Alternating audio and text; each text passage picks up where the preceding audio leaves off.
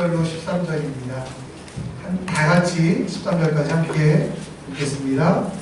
에브라임 산지에 내가 이름하는 사람이 있더니 그의 어머니에게 이르되 어머니께서 은천백을 잊어버렸으므로 저주하시고 내게도 말씀하셨더니 보소서 그 은이 내게 있나이다. 내가 그것을 가졌나이다 하니 그의 어머니가 이르되 내 아들이 여호와께 복받기를 원하는 것 아니라 미가가 은천을 그의 어머니에게 돌려주매 그의 어머니가 이르되 내가 내 아들을 위하여 한 신상을 새기며 한 신상을 구워 만들기 위하여 내 손에서 이 은을 여호와께 거룩히 드리노라. 그러므로 내가 이제 이 은을 내게 도로 주리라.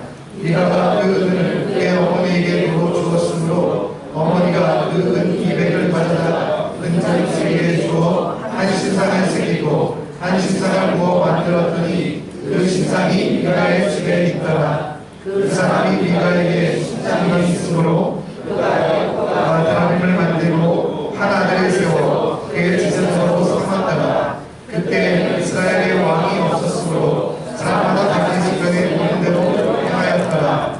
유다 가족에 속한 유다 베들레헴에 한 청년이 있었으니 그는 레위인으로서 거기서 거류하였더라. 그 사람이 거주할 곳을 찾고자 하여 그 소속 유다 베들레헴을 떠나다가 에브라임 산길에 가서 미가의 집에 이르매 미가가 그에게 묻되 너는 어디로부터 오느냐 하니 그가 이르되 나는 유다 베들레헴의 레위인으로서 거류할 곳을 찾으러 가노라 한지라. 미가가 그에게 이르되 내가 나와 함께 거주하며 나를 위하여 아버지와 세상이 되라. 내가 해마다 은결과 먹을 것을 주리라 하므로 그 레위인이 들어갔더라. 그 레위인이 사람과 함께 거주하기를 만족하게 생각했으니 이는 그 청년이 미가의 아들을 하나같이 되리라. 미가가 그 레위인을 거룩하게 구별하며 그 청년이 미가의 세상이 되어 그 집에 있었더라. 이에 미가가 이르되 레위인이 내 세상이 되었으니 이제 여호와께서 내게 복 주실 줄 아노라 하니라. 싱가포르에서 살다 보면 한국 사람들만큼 한국어를 잘하는 분을 봅니다. 이 앞에 계신 우리 토마스 형제도 그런데요. 어느 날 택시를 타고 갔는데 집 앞에 다다라서 제가 이제 좌회전을 해야 돼가지고 턴 레프트 딱 이랬더니 택시기사께서 저를 딱 들어보면서 좌회전? 이렇게 한국말로 하시는 거예요. 눈깔뿐. 깜짝 놀라서 어떻게 한국어를 배웠습니까? 라고 물어보니까 이분이 학원을 다닌 것도 아니고 런닝맨과 한국 드라마를 봐서 한국어를 배웠다고 하시더라고요. 그래서 뭐가 제일 재밌었냐 그랬더니 내 딸 금사월 이게 제일 재밌었다고, 오로라 공주가 재밌었다고 하는 얘기를 들었습니다. 그러면서 이분이 하시는 말이 뭐였냐면 드라마는 싱가포르 건 재미없고 한국 드라마가 재밌고 한국 드라마 중에 제일 재밌는 건 막장 드라마. 그래서 여러분 한국 드라마 막장 드라마 잘 못 보셨죠? 한국 드라마 막장 드라마의 대표적인 우리 영상이 하나 있어가지고 20초 정도 되는데 한번 보고 이런 게 막장이구나 한번 느껴보도록 하겠습니다. 그리고 제가 누굴 닮았나 했더니 무식한 건 지 엄마하고 딸하고 아주 똑같네 그냥. 뭐냐?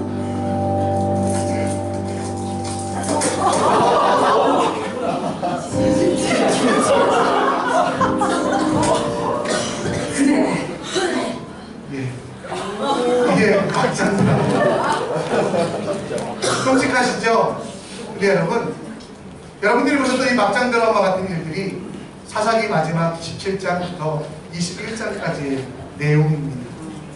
막장 드라마 내용이 그런 거잖아요. 내가 사귀려고 했는데 너희 누나야! 막 이러면서 그렇죠? 이런 것들인데 이런 끔찍한 내용들이 여러분 사사기 17장부터 21장에 계속 나오고 있다는 거죠. 삼손 이후에 하나님은 더 이상 사사들을 세우지 않으셨고요.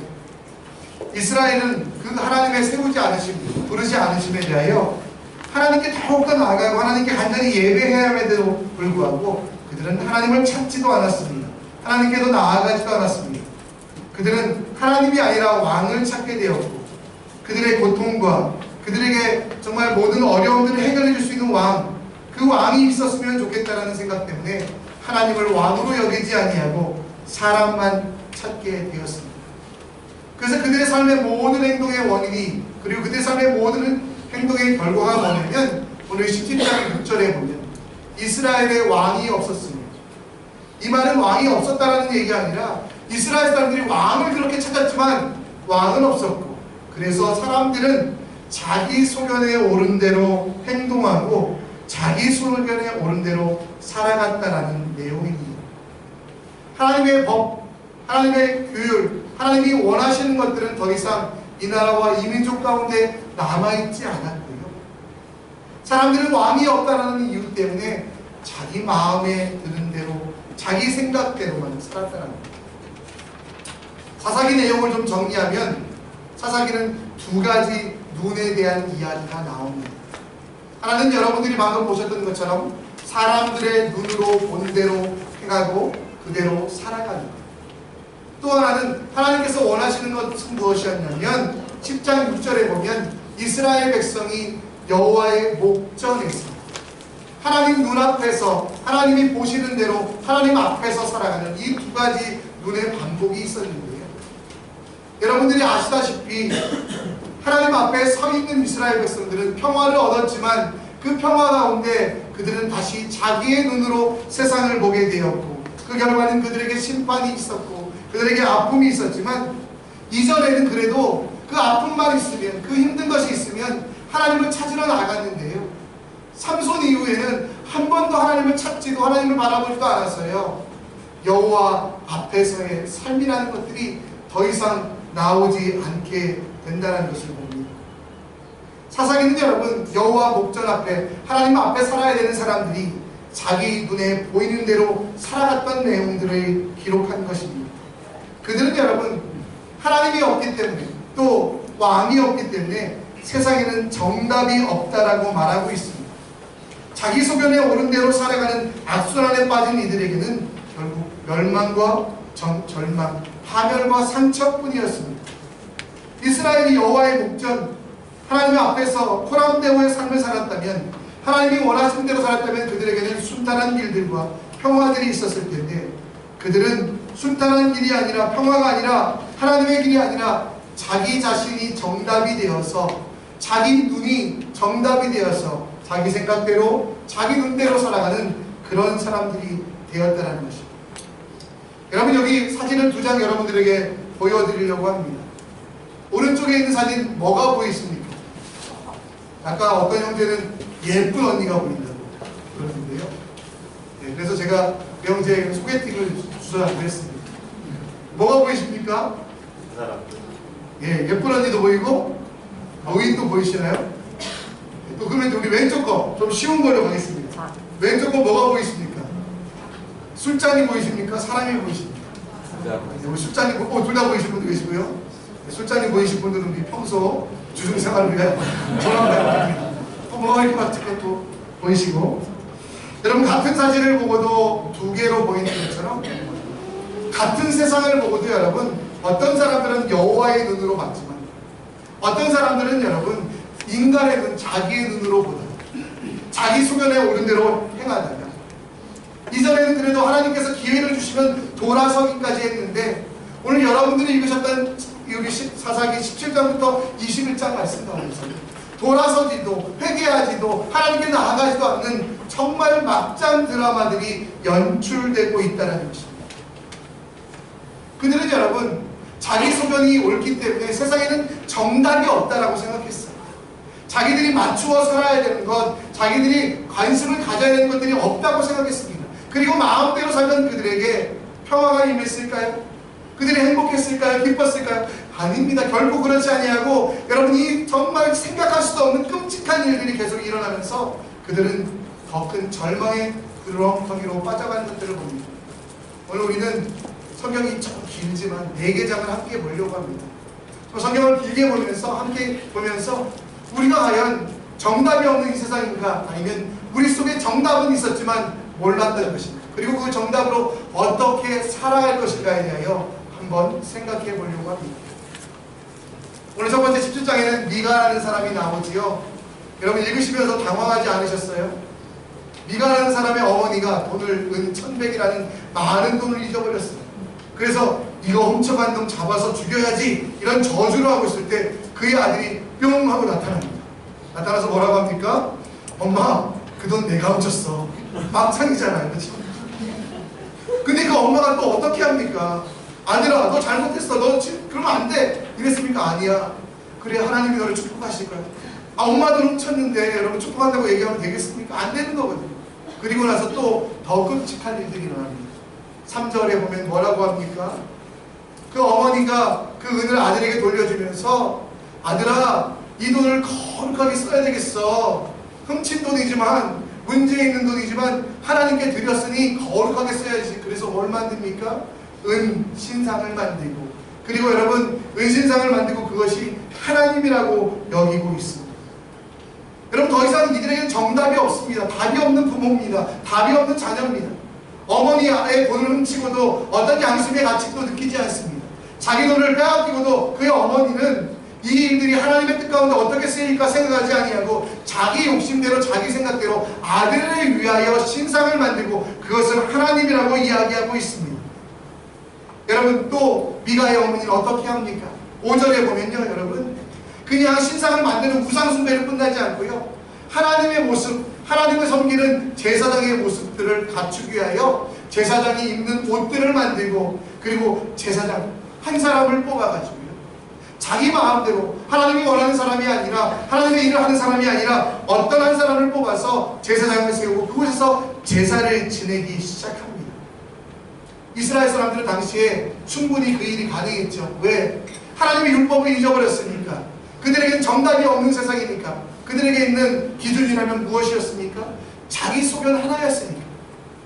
내 마음에만 들면 내 생각대로 하면 괜찮기 때문에 그들은 하나님께 예배드리는 그 처소도 그 장소도 그 모든 도구들도 하나님께서 가르쳐 주신 대로 한 것이 아니라 자기 마음에 자기 소견에 옳은 대로 했다라는 것입니다. 근데 여러분 우리가 읽지는 않았지만 18장에 보면 단지파라는 사람들이 있어요. 여러분 야곱에게 12아들이 있습니다.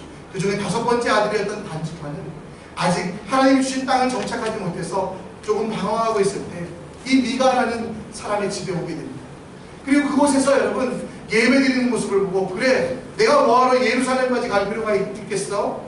정답은 없으니 내가 이곳에서 예배를 드려야겠다라고 하며 예배를 드리기 시작합니다. 한 사람의 잘못, 그의 어머니의 잘못이 아들에게, 아들의 잘못이 이제는 가문에게, 가문의 잘못이 끝나는 게 아니라 여러분 단지파라는 많은 지파에게, 그리고 이후에는 이스라엘 전역에 여러분 우상 숭배가 퍼지게 하는 사건이 바로 이 정답이 없는 가족에서 나왔다는 거죠. 열왕기상에 보면 이스라엘 사람들이 이제는 하나님을 더 이상 찾지 않고 누구를 찾냐면 단에 있는 그 신상이 애굽에서 자기들을 구원해준 하나님이라고 생각하며 그곳에서 예배를 드리게 됩니다. 여러분 정답 없던 그들의 마지막이 어땠을까요? 미가로 시작되어서 단까지 퍼졌던 그 정답 없이 자기 소견에 옳은 대로 살았던 그들의 삶은 여러분 그들의 마지막은 너무도 끔찍했습니다. 성경의 신약 성경의 마지막은 어디죠? 요한계시록이잖아요. 요한계시록 7장에 보면요 하나님 앞에서 구원받은 우리들의 모습이 나옵니다. 정말 보좌의 어린 양 앞에서 하나님을 마음과 찬양하며 하나님께 경배하고 기도하는 여러분 12지파의 모습, 곧 우리의 지파의 모습인데요. 거기에 보면 한 지파의 이름이 빠져 있습니다. 이스라엘의 정말 12아들 중에 야곱의 12아들 중에 한 지파의 이름이 빠져 있는데 그 사람의 이름이 뭐냐면 바로 단지파였다는 겁니다.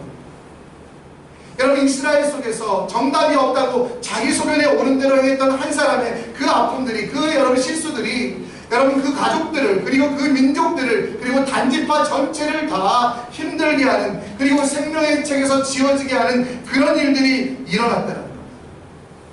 여러분 요즘 시대를 우리는 아놈이라고 이야기하지요. 아놈이라는 것은 무엇입니까? 법이 없다는 뜻인데요, 세상에는 기준이 없어, 세상에는 어떤 정답도 없어, 그러니 너희 마음대로, 너희 생각대로, 너희 소견대로 살라라고 이야기하는 게 바로 아노미 시대이거든요.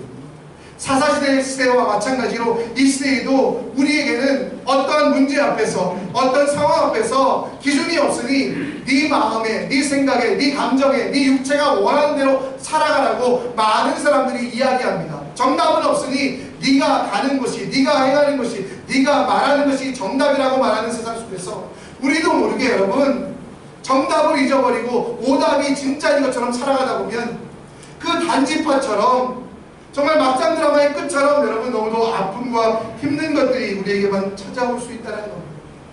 이스라엘 백성들의 정답은 무엇이었습니까?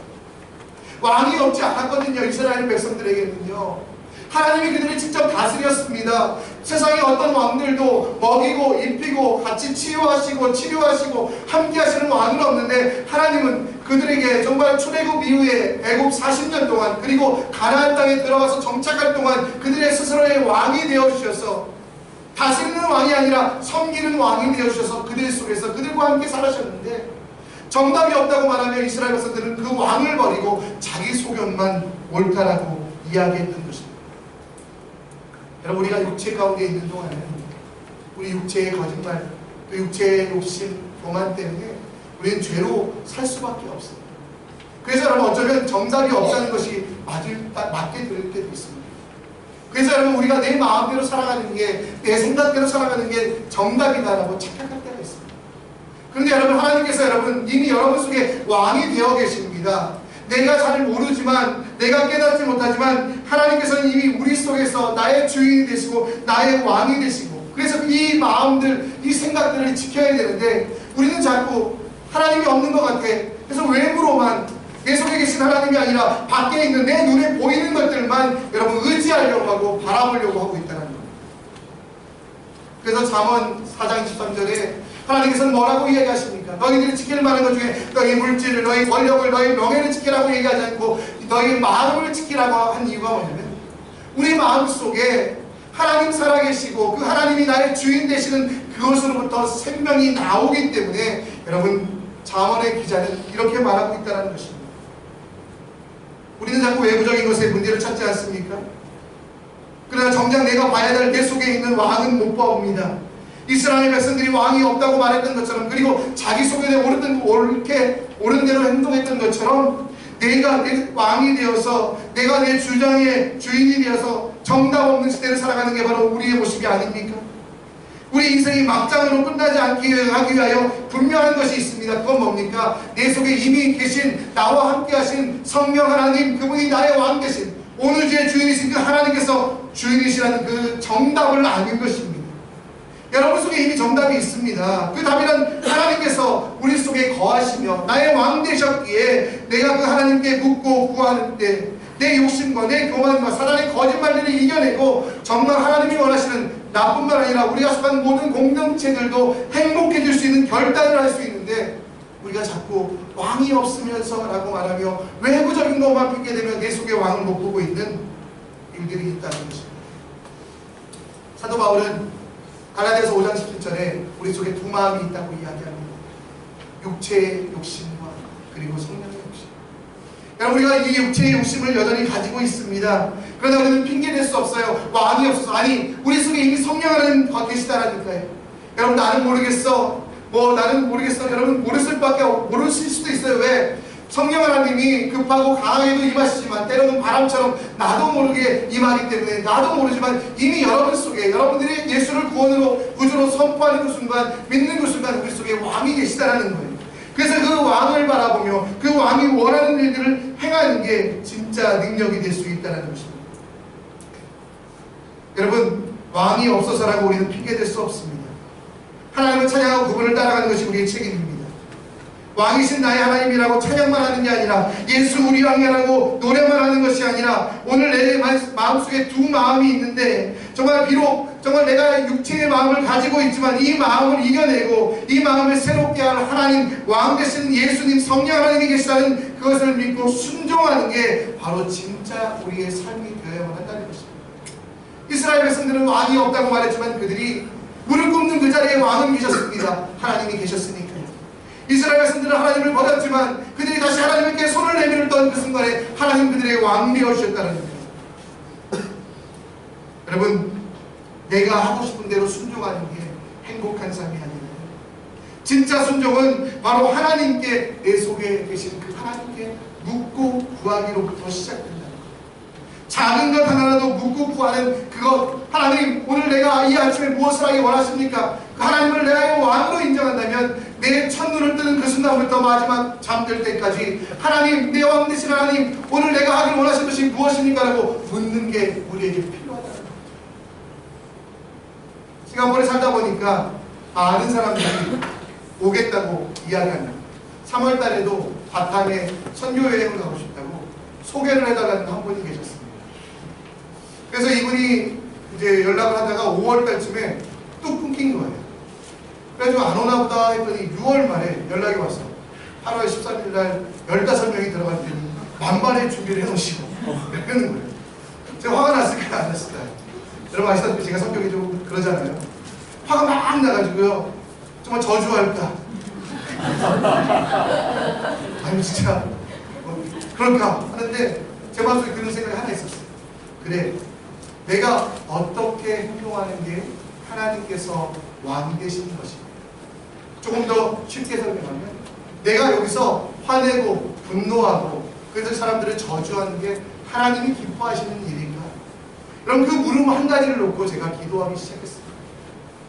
물론 여러분 제 마음속에 마음이 싸우더라고요. 저 진짜로 이게 뭐야, 내가 자기들 구하도 아닌데 만발의 준비를 해놓으라고? 그런 마음들. 근데 여러분 결국 제가 그렇게 묻기 시작하니까 제 왕 되신 하나님이 저를 만져가시더라고요. 제가 다시 그분들에게 전화를 해서 욕을 했을까요? 축복을 했을까요? 여러분 상상해 보겠습니다. 그분들 다시 오신답니다. 여러분 결론은 정답이 없는 게 아닙니다. 이미 여러분 속에 정답이 있어요. 그 정답은 성령 하나님의 역사고요. 근데 우리가 묻지 않고 구하지 않고 바라지 않는 것이지요. 하나님이 일을 안 하시는 것이 아니라 하나님이 안 계신 것이 아니라 이스라엘 백성처럼 왕이 없다라고 말하는 그 어리석음을 우리는 반복할 수 없다라는 겁니다.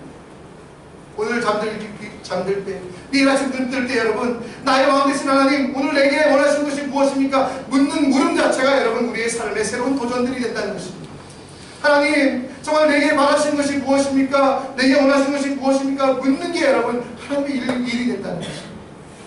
그 일들로 여러분 매번 하나님 주시는 정답 가운데 승리하시는 여러분 되시기를 간절히 축원합니다. 여러분 우리 19장부터는 더 끔찍한 일이 나옵니다. 정답은 이미 하나님께 나아가는 것임을 다 이스라엘 백성들 알았지만 그들에게 있는 거룩들을 한 가지 한 가지 잊어버리는 모습들이 나옵니다. 여러분 거룩이라는 게 뭘까요? 거룩이라는 거. 제가 이게 오늘은 짐이 많아가지고 성경책을 좀 작은 걸 갖고 왔는데요. 한국에서 이만한 성경책을 목사가 갖고 다니면 거룩하지 못한 목사가 대딱한 성경책을 갖고 다니면서 사람들 앞에서 이렇게 딱 보여줘야 되는데 큰 성경책 갖고 다니는 게 거룩일까요? 제가 목소리가 좀 켰죠? 기도 많이 해서 그런 게 아니라요. 소리 질러서 그렇습니다. 이렇게 걸걸해서 주여 주여 하는 게 거룩일까요? 아니면 우리가 부르는 찬양만, 부르는 노래만 다 찬양이면 거룩일까요? 여러분 진짜 거룩이라는 것은 성경을 들고 다니는 것, 허스키한 목소리에서 주여 주여 하는 게 아니라요, 내 주 대신, 내 왕 대신 그 하나님이 원하시는 대로 사는 게 거룩이거든요. 근데 오늘 사사기 19장에 보면 거룩하게 살 사람의 대표적이었던 레위인의 모습이 나옵니다. 여러분 그 레위인은 여러분 하나님의 일하심을 통하여, 하나님의 일하심을 위하여 부르심을 받은 사람입니다. 언제든지 하나님께 나아가기 위하여 그에게는 정도 흠도 없는 준비가 필요했고 더러운 것으로부터 멀리 해야 되는 의무와 책임이 있었습니다. 우리가 그러나 여러분 성경은 읽지 않았지만 이 레위인에게는 뭐가 있었냐면 첩이 있었다는 거예요. 여러분 오늘 우리 말씀해 보면 사사기 19장 1절 말씀해 보면 이스라엘은 왕이 없을 때, 아까 말씀드렸죠. 이 말이 뭐라고요? 핑계거리라고. 우리에게 왕이 없으니 이렇게 행동해야겠다. 그들이 어떻게 합니까? 에브라임 산지 구석. 여러분 하나님께서 레위인들에게 살게 하신 곳이 어디냐면 항상 중앙이었어요. 왜? 하나님 중심으로 살아요. 그들이 광야 40년 동안 행할 때 그 진의 중앙에는 바로 레위인들이 거했고 하나님의 성막들을 메고 이고 지고 가는 일들을 했던 그들을 중심으로 살도록 했지만 지금 여러분 이 레위인은 구석에 삽니다. 그리고 나서 또 어떻게 합니까? 어떤 일 합니까? 첩을 들이고 있다는 거죠. 물론 성경에 보면 아브라함도 이삭도 야곱도 여러 명의 아내가 있었던 것들을 봅니다. 근데 여러분 그것은 하나님께서 가르쳐 주신 것들이 확장되어가는 과정에서 일시적인 것이지 하나님의 뜻은 어디 있었냐면 창세기 2장에 보면 2장 20절에 보면 이러므로 남자가 부모를 떠나 그의 아내와 합하여 둘이 한 몸을 이루지. 여러분 그의 아내들과라고 나오지 않고요. 한 명, 곧 1대1의 인격적인 관계를 통하여 하나님을 섬기는 가정을 이루는 게 하나님의 뜻이었습니다. 근데 레위인은 지금 어떻게 하고 있습니까? 첩을 들였다고 합니다. 이미 여러분 그들은 하나님의 뜻을 알았지만 더 이상 하나님의 뜻대로 행동하지 않아도 레위인이라는 이름을 가지고 살아갈 수 있는 시대가 되었습니다. 근데 그 여자가요 좀 바람이 나서 밖으로 돌아다녔어요. 그때라도 여러분 하나님의 뜻을 실천하기 위하여 그 여자분을 정리해야 되는데 그 여자에게 질질 끌려다녔고 그 여자를 데리러 갔어요. 근데 데리러 갔다가 돌아오는 도중에 베냐민 사람들이 사는 동네에서 이 여자가 욕을 보이고 죽음을 당하게 됩니다. 근데 여러분 거룩해야 될 레위인은 어떻게 해야 될까요? 레위인은 여러분 예배드리기 위하여 항상 시체나 더러운 것들을 만지지 말아야 되잖아요.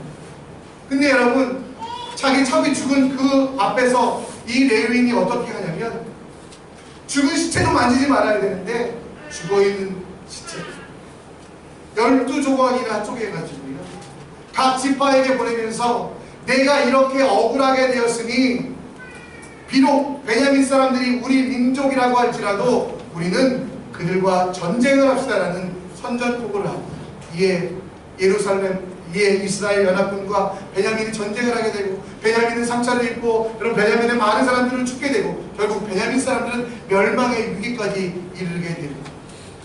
여러분 레위인 한 사람의 이 거룩을 지키지 못했던 것들 여러분 레위인이 여러분 어디에 있어야 된다고요? 그는 성전 옆에서 예루살렘 옆에서 저 있어야 되는 거룩의 틀 안에 있어야 되는데 그 거룩의 틀이 부담스러워서 구석에 살던 그 한 가지 실수가 여러분 점점 더 커져서 자기도 그의 첩도 그리고 여러분 베냐민 집과도 이스라엘 공동체를 무너뜨리는 여러분 막장의 결과를 가져오고 있다는 것입니다. 여러분 이스라엘의 사람들 중에 레위인들은 그들이 항상 있어야 될 것은 여러분 거룩의 틀이었습니다. 거룩의 틀이 여러분 어쩌면 얼마나 힘들었겠습니까? 거룩하게 살아요. 그러나 여러분 그들이 거룩하게 살 때 여러분 그 삶에 가장 큰 행복이 있었고 기쁨이 있었는데요. 그것을 놓쳐갔던 레위인 그리고 이스라엘 사람들 당시 사사대 시대의 사람들은 왕이 없어서 불행했던 것이 아니라 왕을 잊어버려서 왕을 모른 척해서 불행해졌고 그리고 그들의 소견에 따라 살다 보니 결국 그 나라는 하나님을 선택한 하나님이 원하시는 나라가 아니라 자기 욕심에 따라 살아가는 가장 더럽고 추한 나라들이 되었다는 것입니다. 여러분 이스라엘을 지탱했던 거룩의 틀들이 오늘 사사기에 보면 하나하나 사라져가는 것들을 봅니다. 결혼제도 무너졌습니다. 레위인의 삶의 틀이었던 예배제도 무너졌습니다. 당시 사회를 지탱하는 이스라엘 공동체를 지탱하는 서로서로를 돕고 서로서로를 가난한 자들과 고아와 과부를 돕는 모든 문화들이 사라져 버렸습니다. 이방민족과 우상들과 모든 것들을 받아들이지 말라고 하는 종교의 법이 사라졌습니다. 이방의 여인과 결혼하여 그들의 우상들이 들어오지 못하도록 했던 하나님의 말씀들이 다 사라졌습니다. 여러분 그들을 지켜왔던 거룩의 틀들이 사라지고 그 결과는 무엇이냐면 죄만 남게 되었다는 것입니다. 여러분 우리가 잊지 말아야 될 것은 여러분 우리가 제도에 의하여 행동에 의하여 구원을 받는 것은 아니라는 것을 알아야 된다는 거죠. 어제도 우리 교회 새가족반 한 분 송범 성도님과 함께 말씀을 나눴습니다. 이분이 새가족반을 수석으로 졸업하셨습니다. 한 분 봤어요. 바쁘고 힘든 가운데서도 이분이 정말 열심히 나오셔서 듣고 나서 하신 마지막 말씀이 뭐냐면 우리의 구원은 행동으로 받는 게 아니네요. 그래서 나도 구원받을 수 있네요 라고 말씀하시는 것을 들었습니다. 그렇습니다 여러분. 에베소 2장 8절 말씀에 뭐라고 이야기합니까? 우리가 여러분 구원받은 것은 우리가 여러분 하나님께 나아가는 것은 우리의 행동 때문이 아니라 우리의 믿음으로 은혜로 인하여 믿음으로 말미암아 그렇죠? 은혜로 인하여 우리에게 받은 것이잖아요. 근데 여러분 또 한 가지 기억할 게 뭐냐면요, 여러분, 내가 믿음으로 구원을 받고 은혜로 구원을 얻었지만 율법에 대하여, 하나님의 거룩의 틀에 대하여 우리가 벗어나려고 하는 그 시도들에 대해서는 우리가 단호하게 거부해야만 한다는 것입니다. 우리에게 내려오는 신앙의 전통 중에 여러 가지가 있는데요, 그것들을 그냥 모른 척하고 하나님의 말씀에 합당한 것까지라도 다 버리려고 하는 시도들이 이 시대의 교회들 가운데 있다는 것입니다. 세상에 정답이 없으니 교회에도 정답이 없고, 세상에 정답이 없듯이 교회에도 내려오는 전통들도 모두 다 없애버려야 된다는 그런 말들이 교회 가운데 많이 있다는 거죠. 여러분, 예수님은 율법을 굉장히 싫어하셨습니까?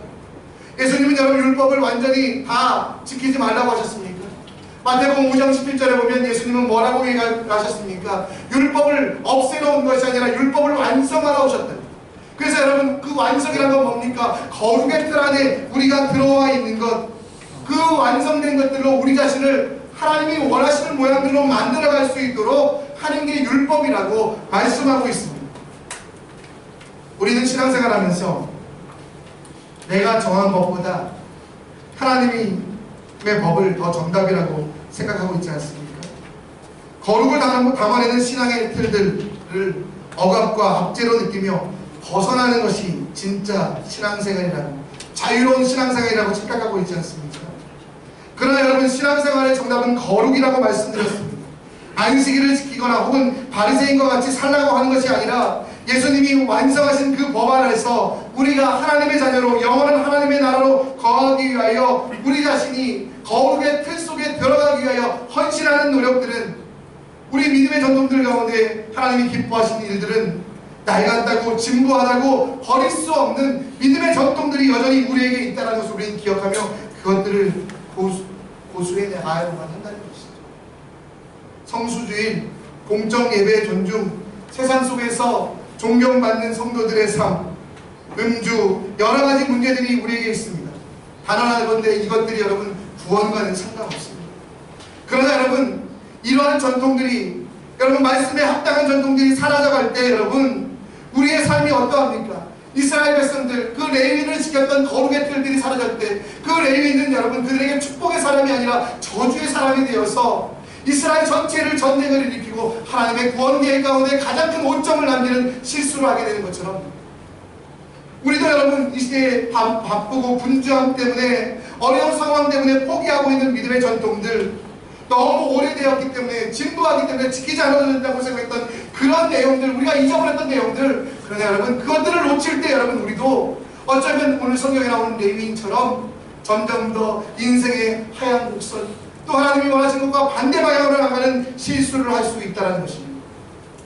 여러분, 우리를 거룩하게 만드는, 하나님이 원하시는 뜻대로 만들어가는 그런 제도들, 주님이 완성하신 그 제도들에 대하여 우리는 버리서도 떠나서도 안 된다는 것입니다. 여러분, 여러분들의 거룩을 유지하기 위해 여러분들은 무엇을 하고 계십니까? 내가 자유로워야 되니 나는 어떤 것에도 속박될 수 없다라고 말하며 우리 신앙의 전통들을 버리고 있지 않습니까? 세상에서 내 마음대로 살면 되지, 교회 가서 예배하면 되지 라고 생각하면서 세상 속의 삶과 이 교회 안에서의 삶이 달라지고 있지 않습니까? 큐티 말씀 묵상, 거룩한 공동체, 목장 모임, 섬김과 헌신, 봉사와 사역들, 이것들이 너무나 거추장스러워서 버리려고 하는 여러분들, 저의 모습들. 그러나 여러분 기억하실 게 있습니다. 이 거룩의 틀을 벗어나는 그 순간부터 우리는 거룩을 닮아가는 것이 아니라 세상을 닮아가게 되고, 세상을 닮아가는 우리들의 마지막에는 막장만 있을 수밖에 없다는 것입니다. 결국 사사기의 마지막처럼 자기 소견에 옳은 대로 살다가 그냥 사라지는 것이 우리의 인생이 될 수도 있다는 것입니다. 여러분, 우리의 정답은 거룩이라고 말씀드렸잖아요. 거룩은 여러분 주어지는 게 아니라 만들어가는 것입니다. 믿음과 구원은 하나님께서 우리에게 선물로 주셨어요. 주신 거예요. 근데 여러분, 거룩은 우리가 만들어가는 거예요. 그러기 위해서 여러분, 우리 선교교회 공동체 속에서 내려오는 여러분 아름다운 전통들은 지켜내야만 한다는 것입니다. 이게 내게 속박이 되어서, 내게 얽매여서 버리는 것이 아니라 하나님이 원하신다면 지키고 원하는 게 필요합니다. 저에게는 선교교회를 놓고 기도하는 꿈이 하나 있습니다. 우리 교회가 큰 교회가 됐으면 좋겠다. 권사님들이 저한테 맨날 뭐라고 해요. 사람들 새로 오면은 우리 교회 정착하라고 하지 딴 교회 가라고 하지 말라고. 그래서 제가 맨날 혼나는데, 그럼에도 불구하고 제 꿈은 큰 교회가 아닙니다. 우리 교회가 예산이 많은 교회가 됐으면 좋겠다, 이게 교회가 아니라 제 꿈은 우리 교회가 다음 세대 아이들에게 고향 교회가 되는 게 꿈입니다. 요즘 여러분 중고등부 아이들이 얼마나 예쁜지 모르겠어요. 우리 아침에 여러분 이제 찬양단이 세팅하기 전에 악기를 나르고 의자를 놓는 아이들이 누구냐면 중고등부 아이들 중에 몇 명 아이들이거든요. 이 아이들이 여러분 정말 이 교회를 고향으로 생각했어요. 정말 이 아이들이 장성하여 우리 한국에 살지 미국에 살지 어디 싱가포르에 살지 모르지만 눈을 감고 기도할 때마다 내가 컸던 이 교회, 정말 2018년 7월 1일 날 한국에서 선생님들이 15명이나 자기 돈 들여서 비행기 타고 와서 우리들에게 복음을 가르쳐줬던 그 고향 교회가 되는 게 제 꿈이거든요. 여러분, 제가 지난 2월 달에 여러분들이 허락해 주셔서 독일로 설교를 하러 갔잖아요. 근데 여러분, 그 교회는 400석이 넘는 큰 강당이었어요. 근데 그곳에서 독일인들이 20명 정도 예배를 드리더라고요.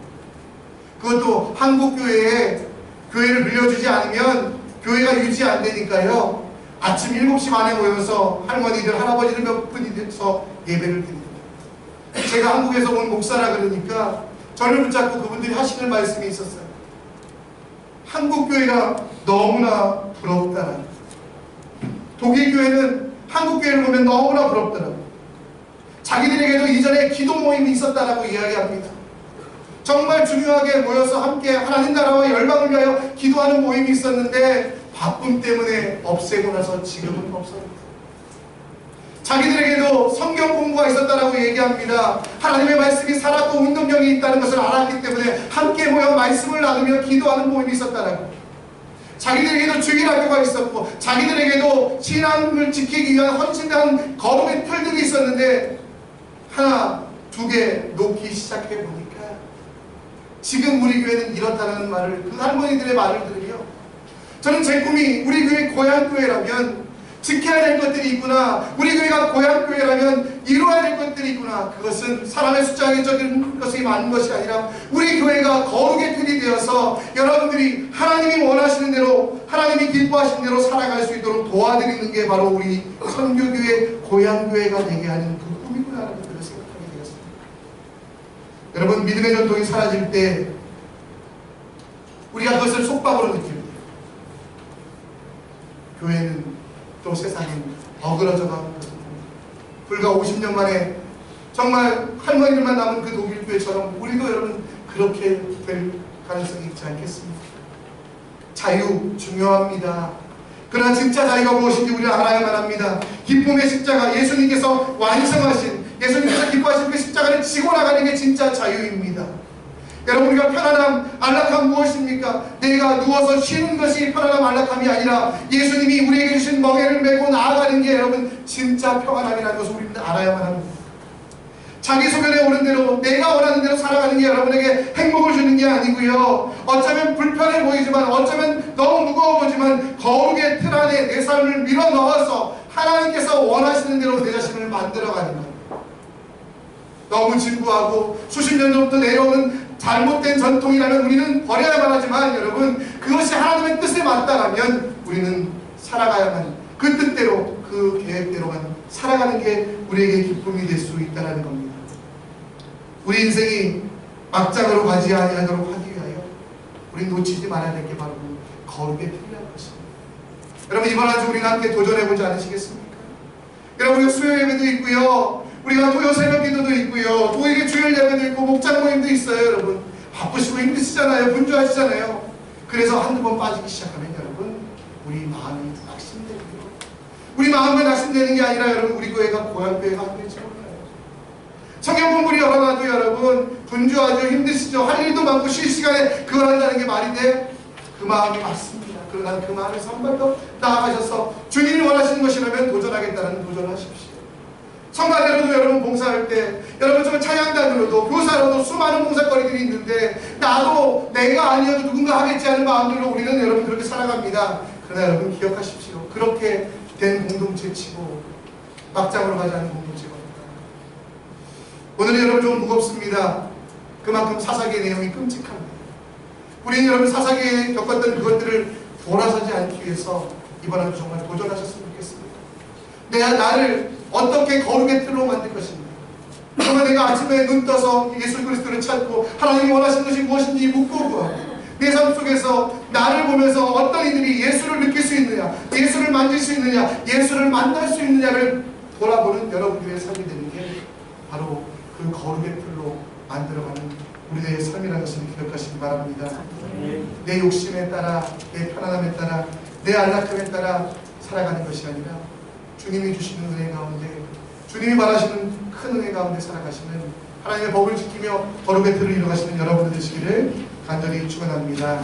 아멘. 우리 함께 찬양하겠습니다.